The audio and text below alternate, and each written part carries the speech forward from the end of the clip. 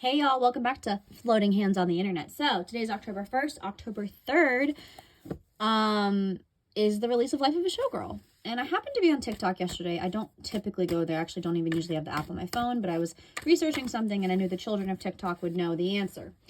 I did come across a Taylor Swift video about how this album seems to be more focused on the luxury of the packaging and of the product rather than the music. And I thought it'd be interesting to do to pull some final cards on, is that going to be a theme where the music is not as great? Like, why is there such a heavy emphasis on the not just the one product, but the many vinyls, the many CDs? Like, I actually had this thought before I even went on TikTok and saw all these comments, and these are coming from a lot of Swifties. So I just kind of want to know, like, is this going to be a letdown to people who have critical thinking, not the Swifties who just are obsessed with her and she can do no wrong? Like, I'm just curious on, is there going to be any pushback, or is this album going to be amazing to most Swifties? I'm going to say Swifties just because the general public's going to hate her no matter what. But I just want to kind of see, like, will Swifties like this album? Or is it going to be, are they getting the ick from kind of the commercial and consumerism? So we all know Taylor Swift's a billionaire. We know she loves money. By the way, I'm still doing free readings for people. All you have to do is email me your picture, your birthday, and your prompt. I have some inquiries. I'm working on them now, and I'll be sending them your way through a private video. It's a private link. It's not public if you see it, so don't freak out if you see the video. All for alleged entertainment purposes only. How are Swifties?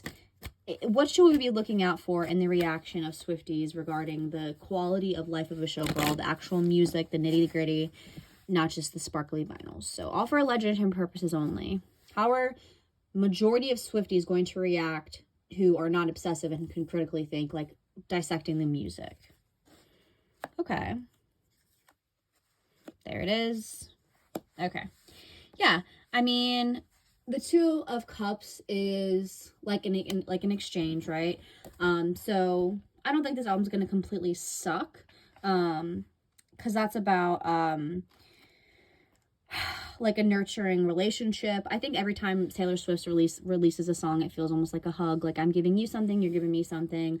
I think that's the Swiftie fandom in a nutshell. It's like it's an equal exchange. Like, Taylor Swift loves the money, the awards, and we love the vulnerability of the lyrics. So I do think, and I also think that's like a 50-50, right? I think the fandom could be split in half, or there could be people that I will say the Four of Pentacles right next to it. That's a greedy, selfish card.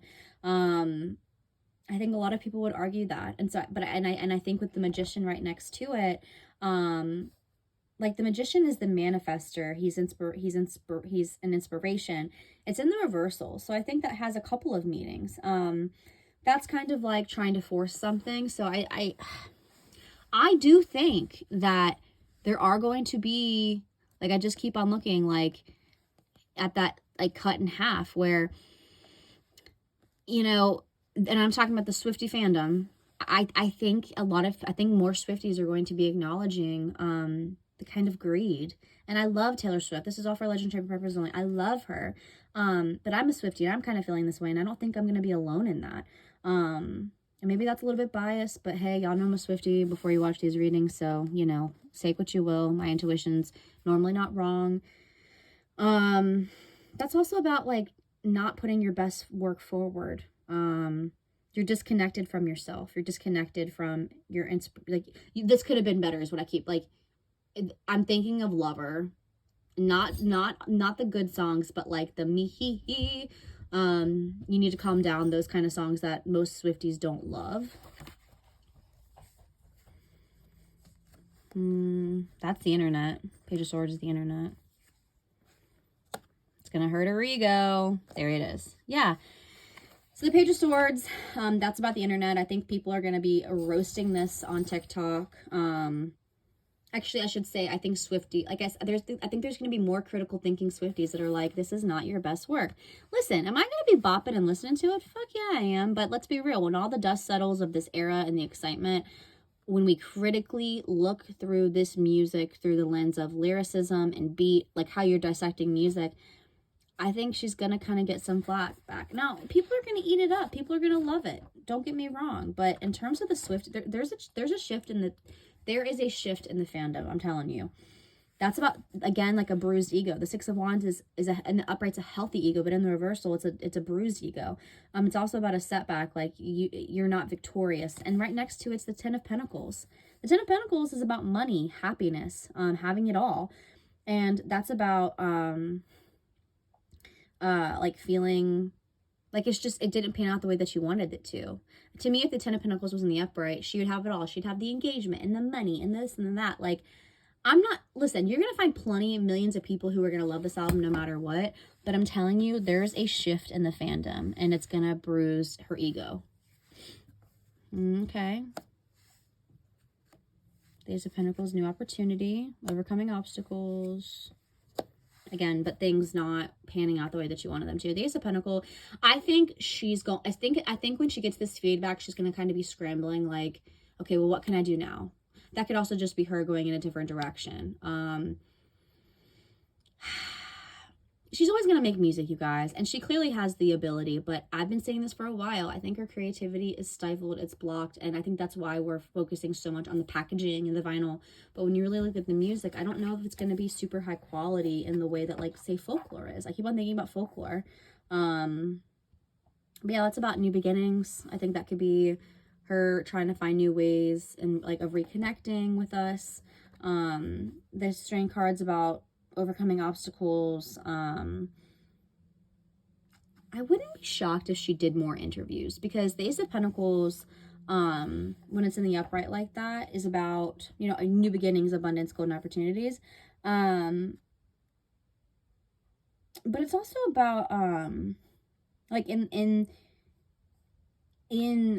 I keep on thinking, like, it's going to have something to do with her engagement. And I don't know why I'm picturing, like, say yes to the dress, because I feel like the wedding would be private. But I feel like this is going to kind of, listen, the feedback that she gets from the general public, she knows the people are going to shit on her, right? And with the whole Maddie Healy thing, she was kind of like, this is bullshit. I should be able to date who I want. But when fans start critiquing her lyricism, and like they did with Love, Parts of Lover, I think that's going to bother her, and it might cause a shift in either a new era, which we kind of seen coming. Like, I feel like the Life of a Showgirl is a new era in itself, but it's still kind of teetering off of the Eras Tour, right? Like, you're talking about your experience on the Eras Tour. But that also could be the Life of a Showgirl. Like, that's the new opportunity. The Strength card is about overcoming obstacles. But it's also about using your voice. So I feel like I said, there could be more interviews, like kind of how she was on the freaking New Heights podcast. That was crazy. But I just sense some disappointment from her. And I don't think it's going to be from people saying, you're not sexy, or you're too slutty, or you're whatever. I think it's going to be from the fandom. And I think that's what's going to kind of rock her world a little bit. That's about being upset about not getting what you wanted, that you put time and money into. So I don't know. I just kind of see, I mean, obviously there's always going to be an influx within the Swiftie community. It really blew up during the Eras Tour. And there are lifetime Swifties that'll probably always be Swifties. But I really think that the greed is going to kind of bite her in the butt a little bit. And I think it's going to bother her, because she's going to be like, I think she's going to take the feedback. I think it's not going to be the feedback of, oh, you're showing too much skin, or, you know, it's gonna hurt her when they come for, it's gonna hurt her when like seemingly loyal Swifties who've always loved her music are gonna say it's not good. Or, and I think that's why, part of the reason that she's focused so much on, besides the fact that she's a little bit greedy, all for legendary purposes only, like, okay, if I put this on a vinyl CD and sparklies, like, enough people will eat it up. But I don't think that's the case. I don't know. I think people will stand her because she's sexy as fuck. People are gonna eat it up. But if we're talking about the true music, which Taylor Swift is a songwriter, I think that's what's the most important thing to her.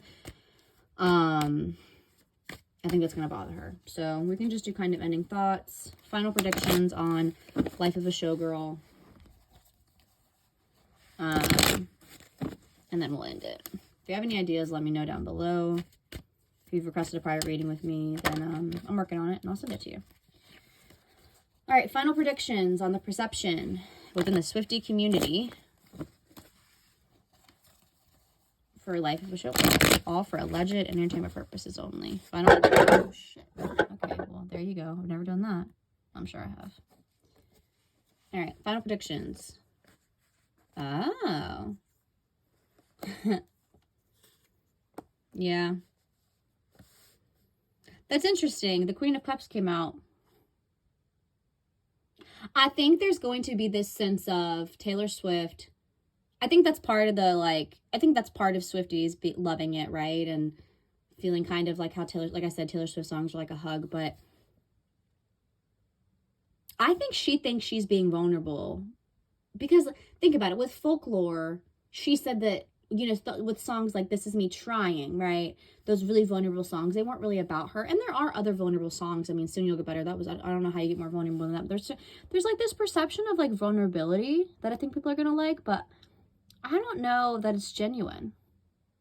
I mean, you could argue that the Queen of Cups is like somebody who just like loves something and feels loved. So I do think that you're going to have Swifties who feel like, oh, that's Mother. That's what that is. I think that's like, oh, Taylor Swift is Mother.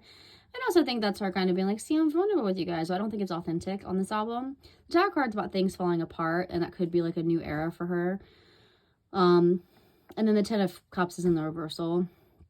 Unhappiness within like yourself. So I don't know. I don't know. I kind of see a crack happening, and it's not going to be enough to affect her money, like when it's all said and done. But I think internally, all for legitimate purposes only. I think enough people are going to wake up and be like, this was it. Like, this was, I'm picturing somebody putting makeup on like a pig and calling it beautiful. So, which I love pigs.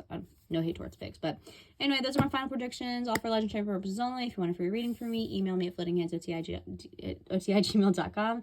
And thank y'all so much for watching. Bye.